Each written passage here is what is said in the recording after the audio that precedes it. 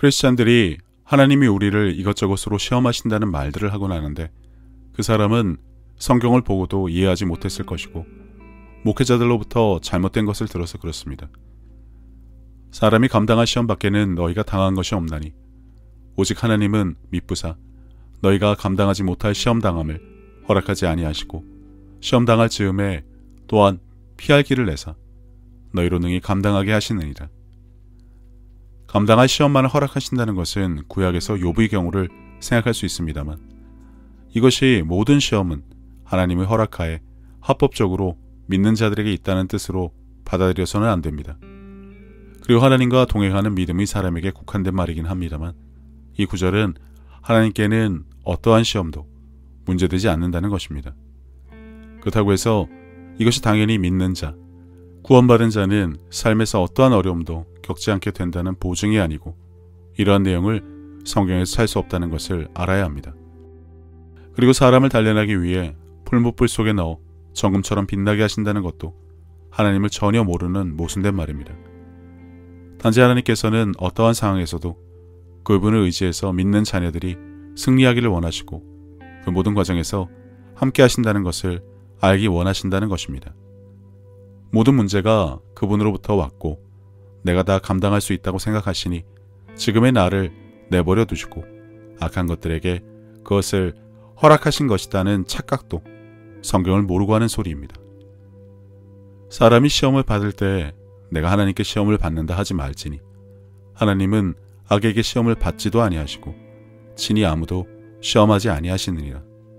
오직 각 사람이 시험을 받는 것은 자기 욕심에 끌려 미혹됨이니 한 가지 분명하게 할 것은 하나님은 절대 자녀를 시험하지 않으신다는 것입니다. 대신 그러한 상황에 자녀들이 어떻게 반응하는지 지켜보신다는 것을 알아야 합니다. 주신 것을 가지고 마치 이미 이긴 축구 경기의 재방송을 보듯 그러한 인식으로 사는지 아니면 도와달라며 성경에 기록된 내용과 전혀 반대로 반응하는지 보신다는 것을 아셔야 합니다. 그런데 문제는 우리가 대부분 믿음으로 공짜로 받았기 때문에 그것의 가치를 모르기도 하고 어떻게 사용해야 하는지도 모르는 것에 있습니다. 이 말씀에 근거하면 크리스찬들이 시험을 당할 때 그것이 하나님으로부터 온 것이다. 악한 것에게 허락을 하신 것이다. 나를 단련하기 위해 준비하신 것이라는 얼토당토하는 생각에서 벗어나기를 바랍니다. 그리고 문제는 이러한 모든 고통스러운 시간들이 지나고 나면 그것이 축복이었다는 것을 깨닫는 경우가 많았다고들 합니다. 성장했다고 생각이 들 수는 있겠지만 하나님이 사자도 아니고 새끼를 벼랑으로 밀어 기어오르는 놈만 키우시는 분이 아니란 것 정도만 알아도 이렇게 종교적인 생각으로 자기 마음대로 성경을 해석하지 않을 것입니다. 그런즉 너희는 하나님께 복종할지어다. 마귀를 대적하라. 그리하면 너희를 피하리라. 예수님도 바알세불을 힘입어 악한 것들을 쫓아낸다는 사람들의 무지에 대해 언급하셨지만 병주고 약주는 하나님으로 아는 무지함은 2000년이 지나도 여전합니다.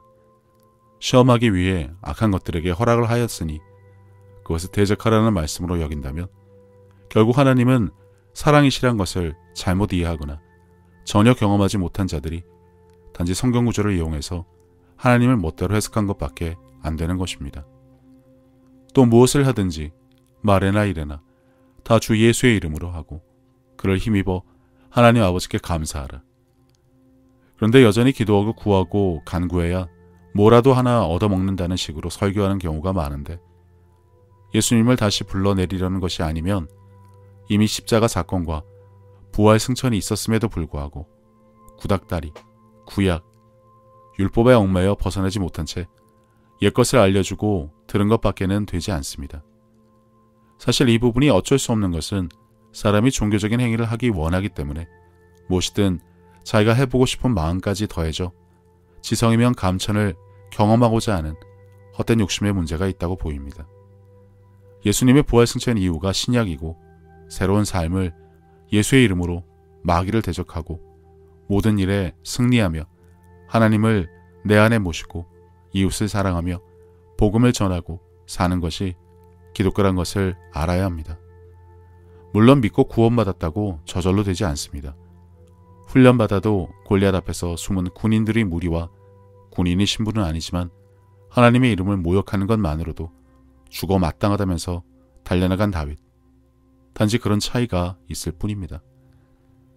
교회 안에서만 믿고 교인들끼리만 품앗이를 하듯 그들만이 종교생활에 만족해하면서 할렐루야를 외치는지, 삶에서 승리하면서 하나님께 영광을 돌리며 사는지 비교해보는 것도 좋은 비유가 될 것 같습니다.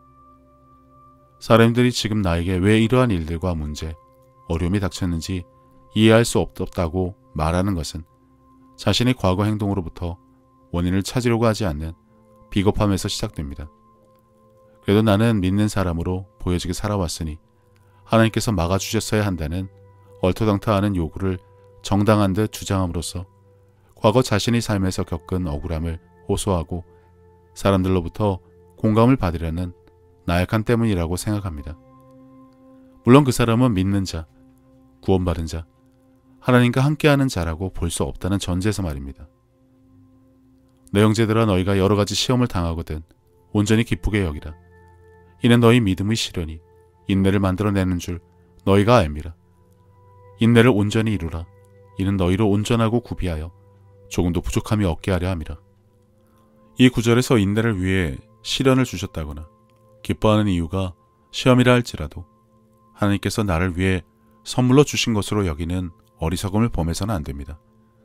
물론 그것은 악한 것으로부터 온 것이고 그 원인을 당신에게서 찾는 것이 더 빠르다는 것도 잘 아실 것입니다.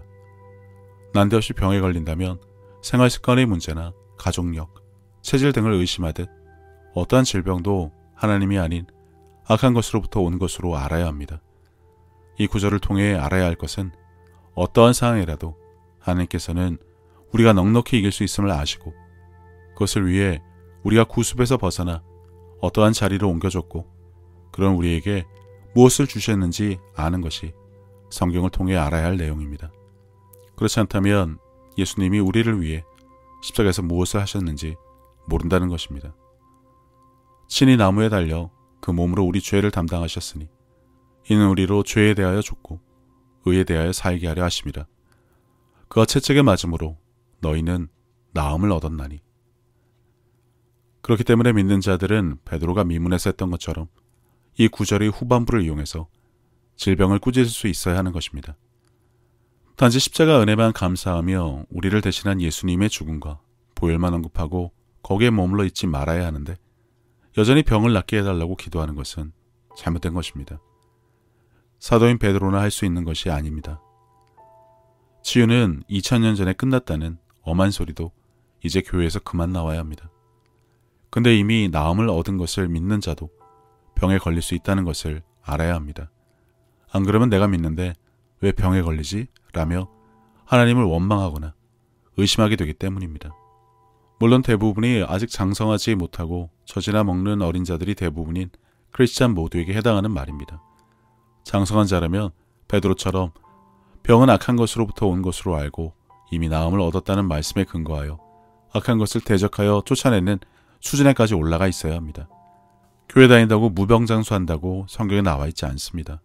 그래서 어떻게 다루는 것인지는 이미 다른 영상에서 언급했습니다. 만일 크리스찬들이 평소에 철저하게 성령님의 인도를 받고 살았다면 지금 생각하는 실패와 문제는 있을 수 없습니다. 단지 내가 게을렀거나 현망하지 못했다거나 귀가 얇았다거나 엉뚱한 것에 한눈 팔고 기웃거리고 엄한 일을 벌여 어려움을 겪게 된 것일 수 있다는 말입니다. 내 멋대로 하다가 말입니다. 할 것 안 하고 하지 말 것 하다가 문제가 생기면 왜 나한테 이런 일이 생겼는가? 하나님은 자녀에게 신경을 쓰시기는 하는가? 왜 내게 이런 일이 생기기에 방치해서 날 어렵게 하셨는가 따지는 것은 속물근성으로 책임을 하나님께 돌리려는 패륜적인 행동이라고 볼 수밖에 없습니다. 그래서 이제 하나님께서 자녀를 시험하시는 분이 아니란 것을 알았다면 죄를 자백하고 회개하는 것은 그닥 쉬운 일은 아닙니다만 모든 문제들에 대해서는 단지 내 욕심에 미혹되어 선택하고 행동한 결과로 인정할 수 있어야 하는 것입니다. 분명 그 당시 성령님으로부터 아무런 말씀이 없었음에도 불구하고 혼자서 이건 하나님의 뜻이야로 착각하고 그렇게 자신의 느낌만을 믿고 원래 내가 감이 좋다느니 이번에 제대로 필이 왔다느니 촉이 온다느니와 같은 허튼 소리로 살며 저지른 일이 결과가 아닌지 자세히 점검을 해봐야 한다는 것입니다. 근데 주의할 것은 여기서 한 발 더 나가서 소위 믿음이 있다는 사람들이 상황과 문제, 시험과 고통을 감사로 받아 이겨내야 한다고 여긴다는 것입니다. 이겨내는 것도 맞고 그분이 함께 하신다는 것을 믿는 것도 맞습니다만 이건 아닙니다. 고통을 통해 하나님을 알게 되었다거나 고통을 통해 복음이 완성되었다는 것으로 여기는 잘못은 하나님이 하신 일과 그분이 세상보다 더 크시다는 것에서 벗어나 악한 것의 영향력을 높이는 것밖에 되지 않습니다.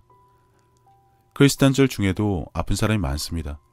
그리고 안타까운 현실이지만 그 질병이 하나님으로부터 오는 것으로 여기는 무지한 사람들도 많습니다. 문제는 본인도 무지하면서 게다가 대부분 그 사람에게 죄가 있어서 병이 생겼다고 판단하곤 하는데 크리스찬이면서 누가 죄 때문에 질병을 받는다는 말을 한다는 것은 믿는 사람들이 절대 할 수 없는 말입니다.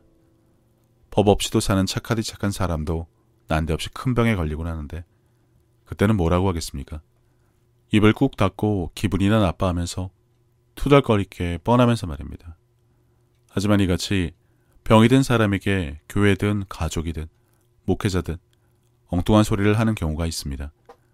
당신의 기도가 부족하다느니, 하나님이 기도하기 원하신다느니, 더 크게 쓰시려고 그러셨다느니, 하나님께 돌아오게 하시려고 주셨다느니와 같은 정말 말씀에 무지한 엄한 소리들을 말입니다.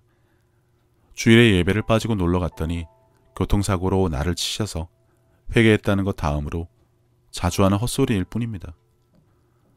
믿는 자들에겐 이런 표적이 따르리니 곧 그들이 내 이름으로 귀신을 쫓아내며 새 방언을 말하며 뱀을 집어올리며 무슨 독을 마실지라도 해를 받지 아니하며 병든 사람에게 손을 얹은즉 나으리라 하시더라.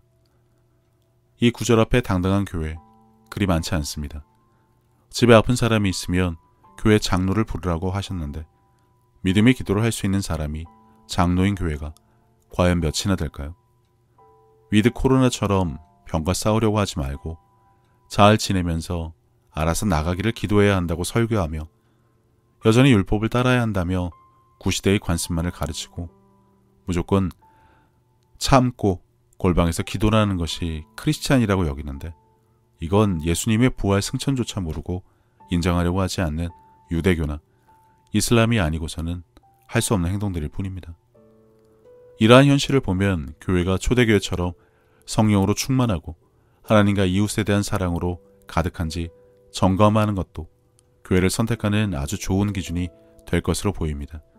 그게 아니면 골리앗 앞의 군인 무리들 중에 하나로 보면 됩니다. 손을 얹어 치유를 명할 줄 모르면서 성도 중에 아픈 사람이 있으면 목사님이나 전도사님을 따라 우르르 몰려다니며 하나님 이 사람의 병이 낫게 해주세요라고 기도하는 것을 본 적이 있다면 그들은 진정 성경이 무엇인지 치유가 무엇인지 하나님의 뜻이 무엇인지 모르는 사람들 뿐입니다. 그리고 그들은 영락없이 아픈 사람이 다니는 교회에서 왔다고들 합니다. 병문안아서 읽지도 않을 성경은 손에 들고 말이죠. 성경은 부적이 아닙니다. 그냥 책입니다.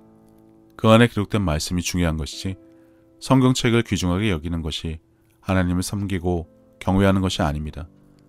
비싸고 좋은 성경책 들고 다니면 믿음이 좋아 보인다고 생각하는 이들도 분명히 있습니다만 그 사람의 안에 말씀이 없으면 그건 아무짝에도 소용없는 그냥 책 한 권 들고 다니는 것과 다를 바 없습니다. 하나님은 악으로 악을 대적하지도 않으시고 자녀를 단련시키기 위해 병과 시련과 시험을 하시지 않는 분입니다. 사람이 욕심에 눈이 멀거나 또는 게으름이나 낙담한 결과로 겪는 상황과 상관없이 언제나 항상 함께 하시면서 성령님과 동행하여 모든 상황에서 승리하기를 원하시고 그것을 위해 성령님을 보내주신 것을 잊어서는 안 됩니다. 하나님을 원망하거나 떠난다거나 낙담하기를 속히하는 크리스찬들로 인해 악한 것은 대적하지 못하고 병이 걸리고 문제가 생기는 것을 통해 하나님을 알게 하셨다는 엄한 소리도 이제는 그만 들렸으면 합니다. 다윗은 평소 양치기를 하면서도 얼마나 성실했는지 성경을 보면 알 수 있습니다. 중요한 시험을 앞두고 교회 가서 봉사하느라 떨어졌는데 봉사도 안 하고 예배도 잘 안 드리던 친구는 시험에 덜컥 붙었다고 시기하며 하나님이나 원망하지 말고 무슨 일을 하든 최선을 다해 시간을 아껴 열심으로 대해야 합니다. 그렇게 하지 않고 자신의 게으름이나 평소 깨어있지 못해 악한 것들에게 틈을 내어주는 어리숙함으로 일관한 삶의 결과로 온갖 문제의 열매를 들고 와서는 마치 하나님이 당신에게 관심을 더 가지고 계셔서 시험과 시련을 주신 듯 미워하는 것도 마찬가지입니다. 하나님은 사랑이심을 알아야 하고 그것이 삶에서 가장 큰 기준이 되어야 합니다.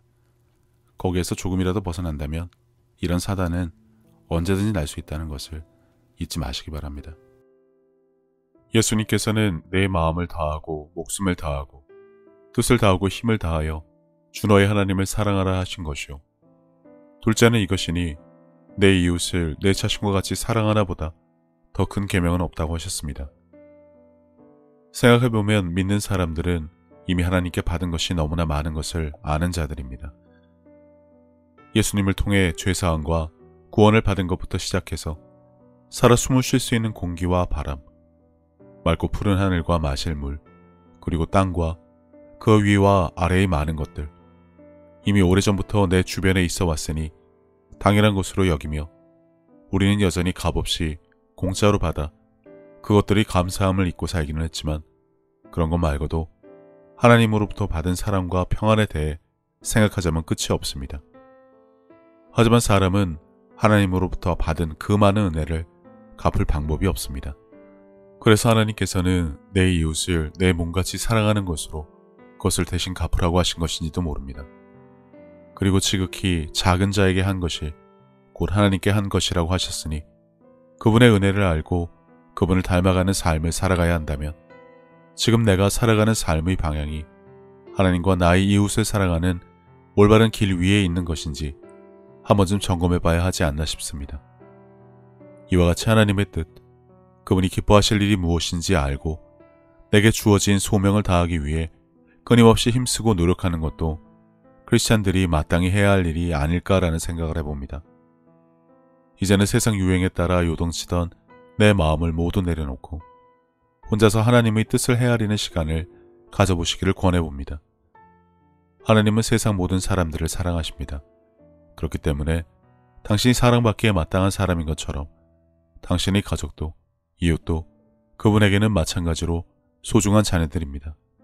당신이 어려운 상황을 겪었을 때 하나님께서 당신의 삶에 관여하실 수 있도록 마음의 문을 열고 그분을 신뢰하며 동행하는 삶을 살아왔듯이 이제 당신도 다른 사람들에게 먼저 다가가서 손을 내미는 귀한 삶이 되어주시기를 바랍니다.